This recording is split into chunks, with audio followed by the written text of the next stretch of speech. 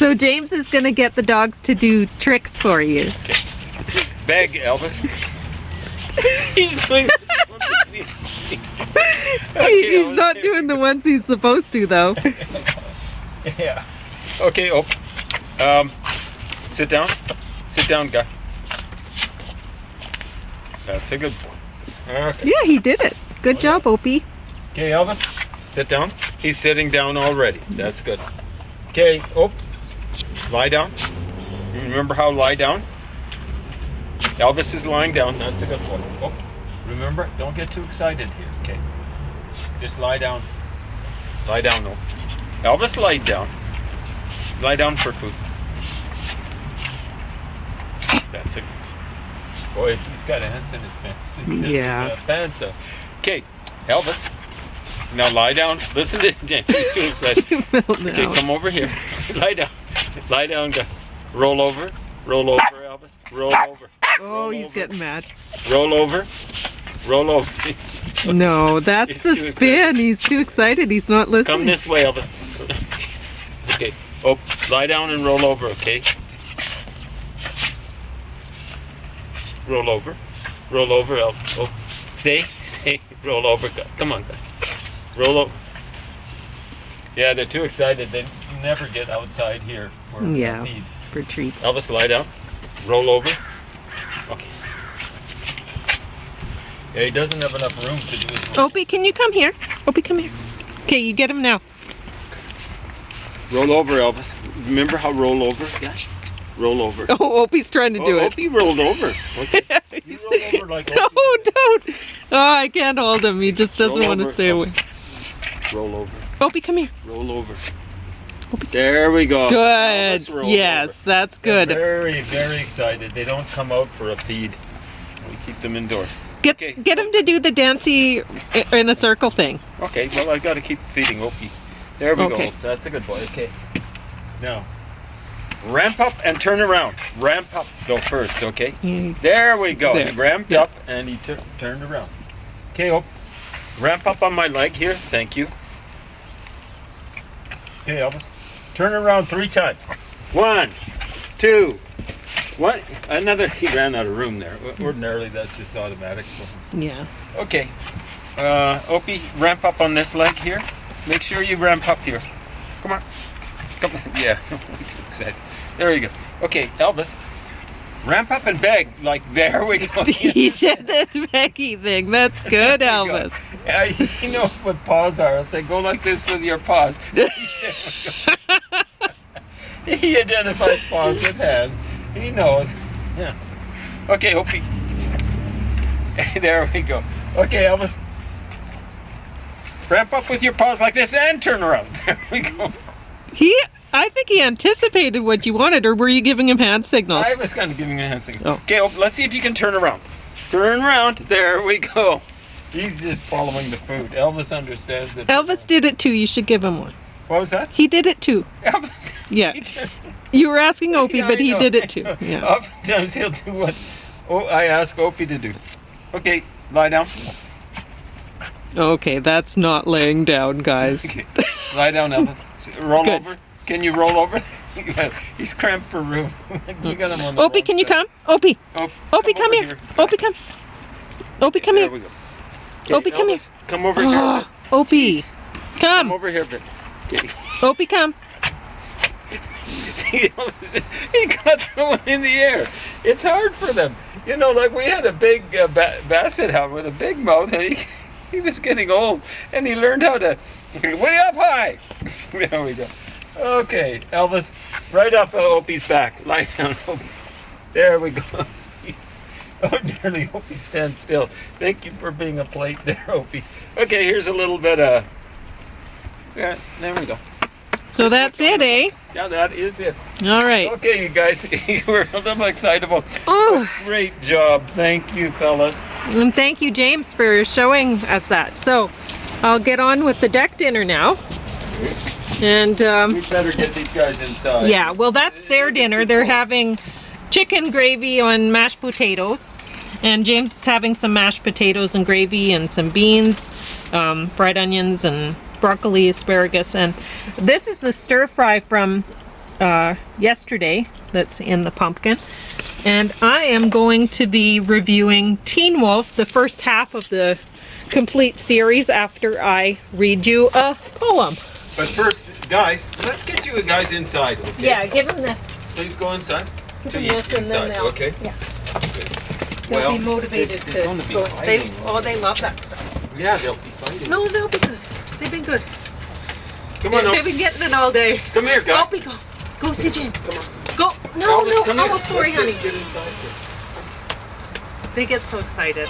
So here is my poem, Elvis's Tricks, and it's a sonnet. James sure loves teaching Elvis tricks.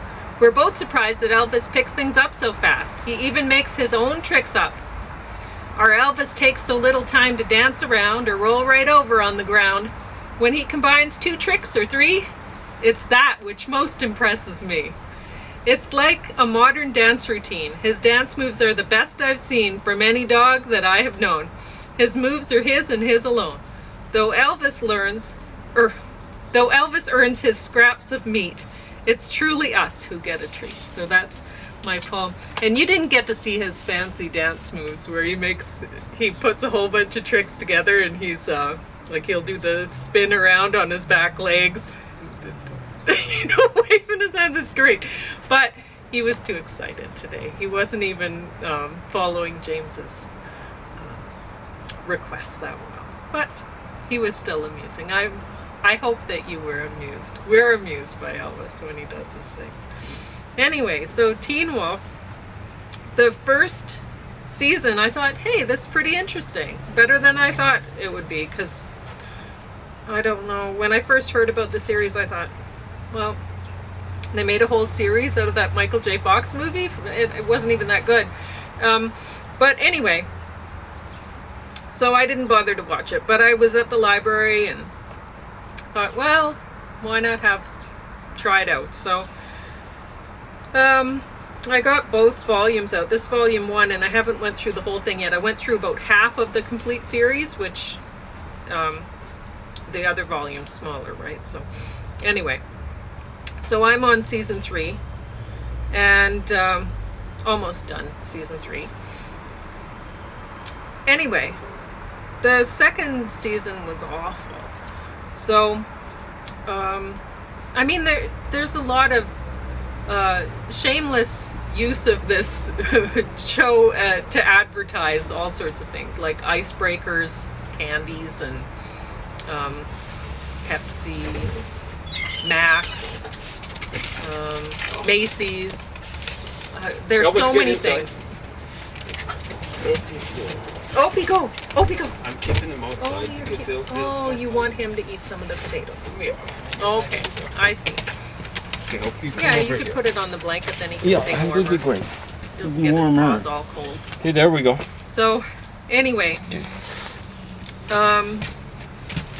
after, like, season 2 was just awful, but season 3, it's not so bad, actually. I mean, there's still the advertising in the programs that's annoying, but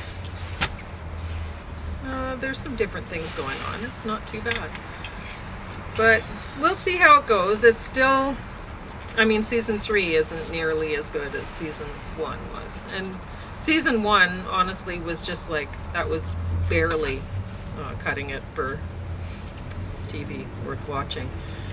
So anyway, but if you're doing things like writing poetry or doing artwork while you're like painting pictures while you're watching TV, then this is fine. I mean, there's some things where I was like, okay, they have at first, the first season, I thought, well, it's kind of interesting. They have the Teen Wolf, Scott, his, I can't remember his name, it was Mick something or whatever. So he's, his ancestors, or at least his dad's side somewhere, would have been Celtic. And then you have his love interest, which she's in a really big fancy house. Her parents are wealthy, and her last name is Argent, and so that's silver in French. They point out her ancestors are French, and and that the whole Silver killing werewolves was just, it was her family killing werewolves. It wasn't actually Silver. It just it got mixed up, so this legend came out of it that you needed a silver bullet or whatever, but that's not the case. So that I found interesting. They're playing on making the story a little bit different, and anyway. But then they started putting things in that didn't make sense, and whatever. I don't know. I guess I'm not sure what happened there, but it wasn't working out as well after season 1. So, James, what do you want to talk about? Well, continue what I was talking about yesterday. Okay, James will continue. Maybe you can watch over the boys. Well, I'm watching Opie eating potatoes very happily right now.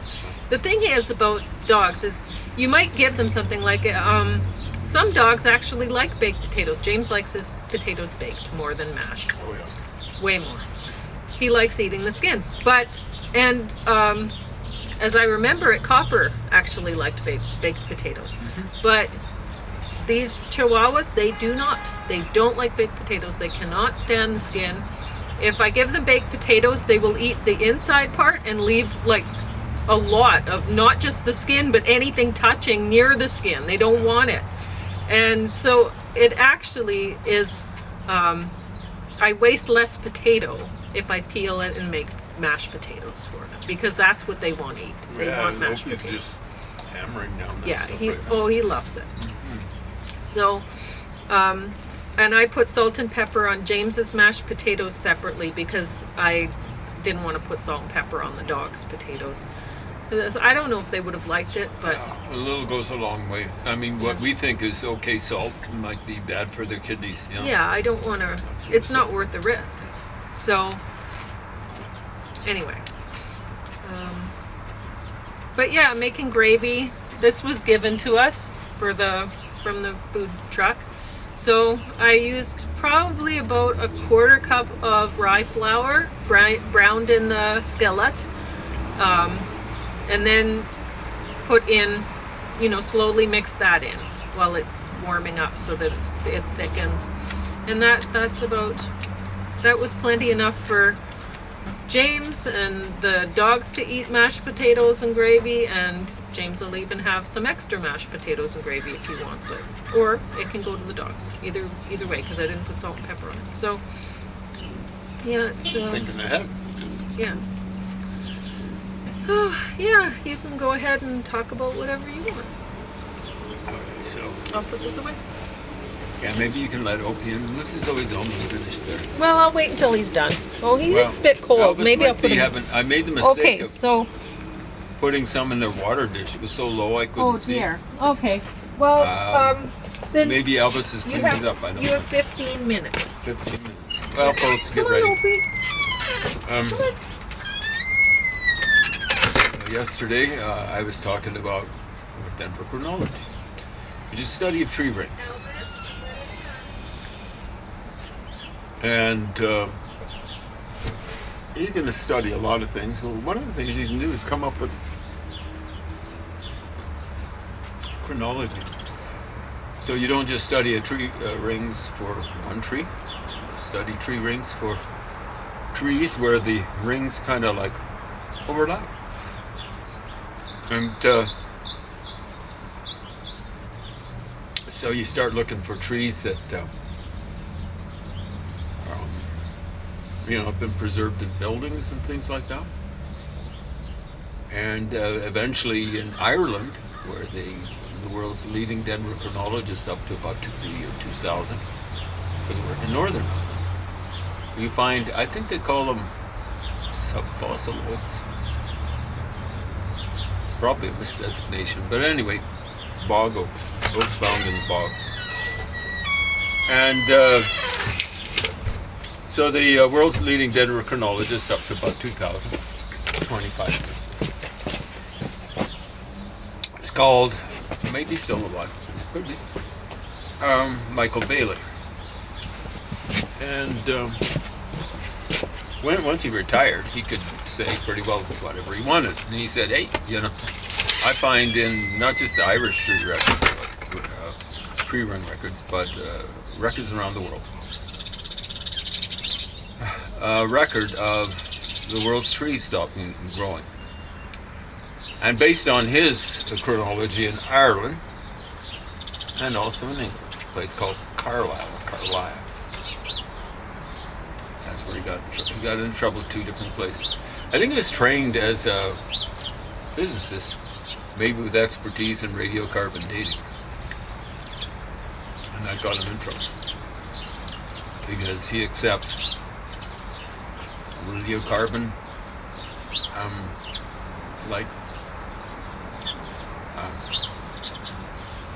adjusting the dates to satisfy Egyptologists.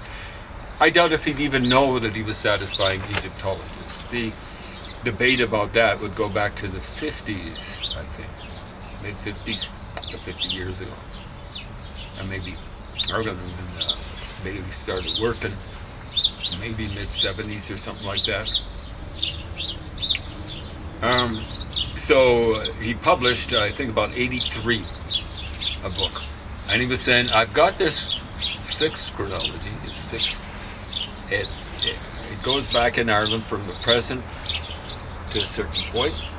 And then there's a break, or what he perceived as a break. And then from these fossil oaks, we'll call them bog oaks because I might be using the wrong term.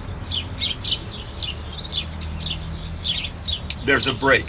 And then from the bog oaks, I can make a chronology, but a floating chronology that goes back, as I recall, it goes back thousands of years. No, it goes back a couple of thousand years, and then there's a break. So he was saying, I don't know how to resolve it. Unfortunately, they had one of these, we wouldn't call them seminars, but a little convocation of experts around the world. 84, and what he'd done is he'd cobbled together a solution for this break. So he figured that he'd managed to fix up this floating chronology. Now with the floating chronology, you got the fixed chronology and you got the floating thing. You could, this wouldn't happen really in real life. You can slam it up against your floating chronology and, it's just perfect. The fixed chronology. It's just perfect. The likelihood of that happening is very small.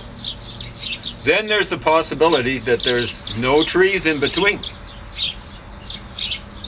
And then there's the possibility that they missed a correlation. And I'm telling you, it's the third possibility. They wouldn't be looking for a correlation because what he did with the bog oaks is he radiocarboned them to approximate where they were at. A mistake. See, that's called... and he was saying, this is awesome because I haven't used any other system. He actually said, we can check the radiocarbon dating, the reliability of it, based on my reconstruction. And he doesn't understand that what he was doing was begging the question. Begging the question is where you assume what you're trying to prove. So when he gets his floating chronology, or he gets these bog oaks, and he's roughly dating them according. Understand, you can get an exact dating for a tree ring, right down to the year, if you can hook it into trees that are growing around the present time. If you can kind of overlap the tree rings, exact year. So with this floating chronology, he approximated it, and he didn't understand that he wasn't using something that was reliable, because radiocarbon experts have been changing dates, been adding numbers to radiocarbon readings since approximately the mid-50s. It took a little while to take, but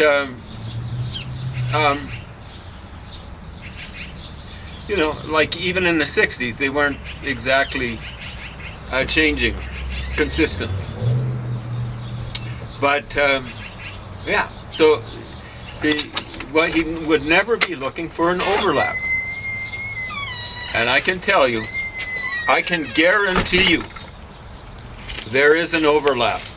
Now, what he did to cover up this gap between the floating chronology, he's saying, I can't find any bog oaks in Ireland, in Northern Ireland, that fit into this, what he perceived as a gap.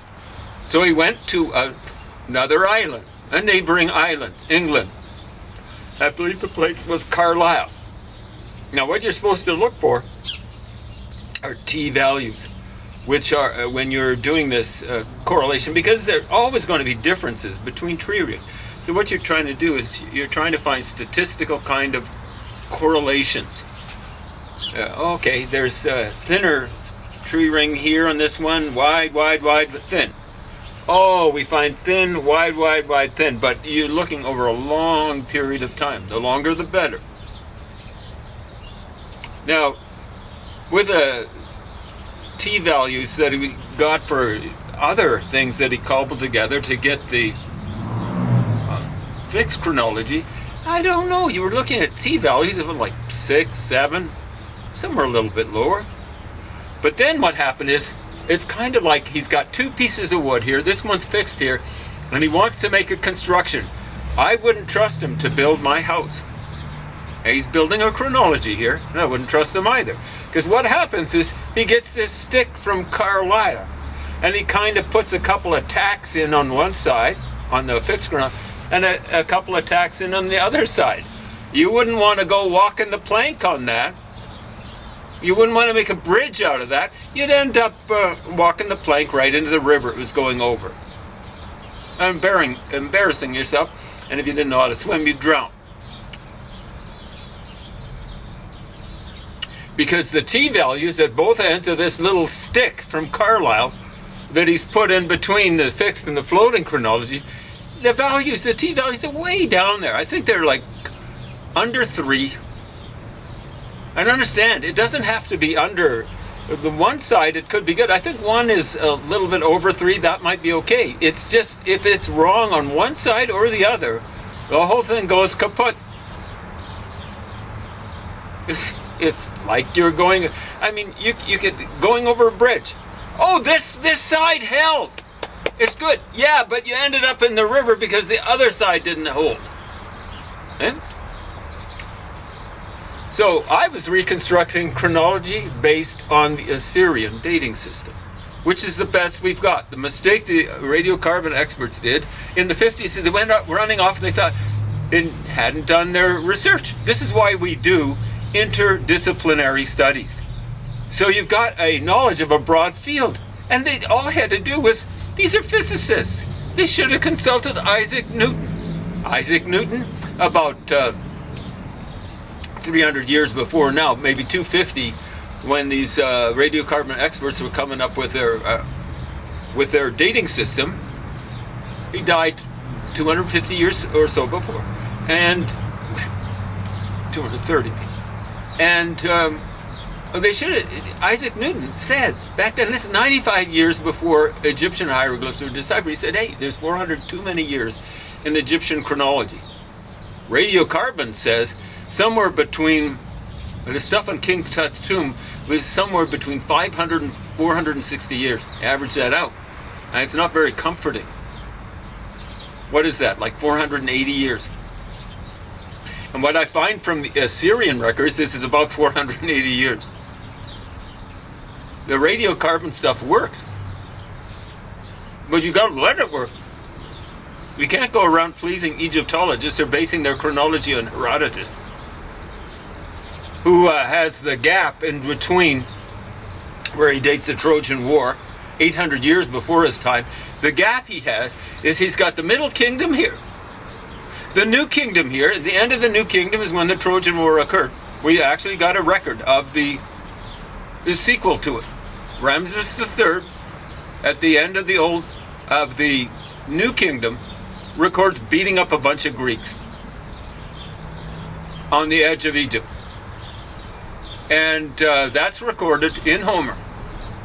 Odysseus, the hero of the Odyssey. is talking about, he's making the story up. Hey, I was one of the Greeks who invaded Egypt unsuccessfully. There you go. It's preserved in legend, and it's preserved right there on the walls of Ramses III's mortuary temple.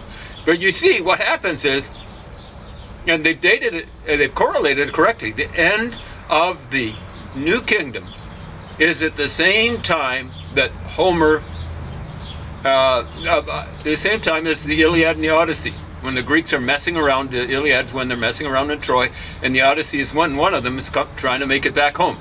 The story goes, took them 10 years. A little skeptical about that, but that's the way it goes. I mean, it's basically kind of like a novelization.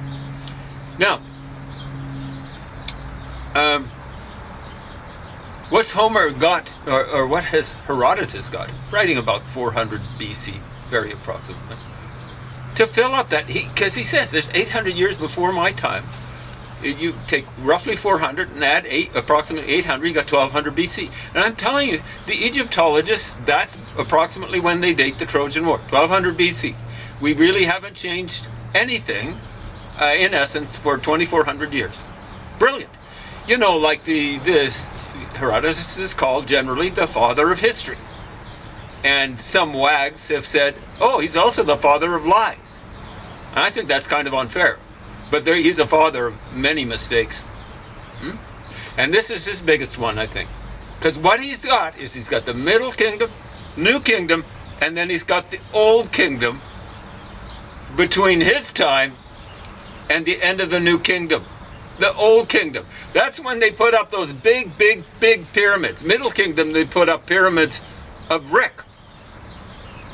They didn't really put up pyramids in the New Kingdom. In the Old Kingdom, that's when they put up these, they would have had not so much slaves, but conscripted labor. You could get conscripted into the army, or you could get conscripted into working on monumental buildings. Building monumental buildings. And so there he's got them. Now what happens is I think it was an Egyptian priest who knew Greek, called Manetho, however you want to mispronounce his name.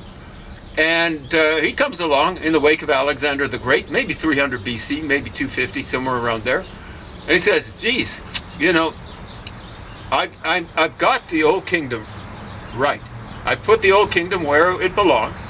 And then I got the Middle Kingdom, and I got the New Kingdom. And then we got this gap of 800 years. And so he's going, oh, I know.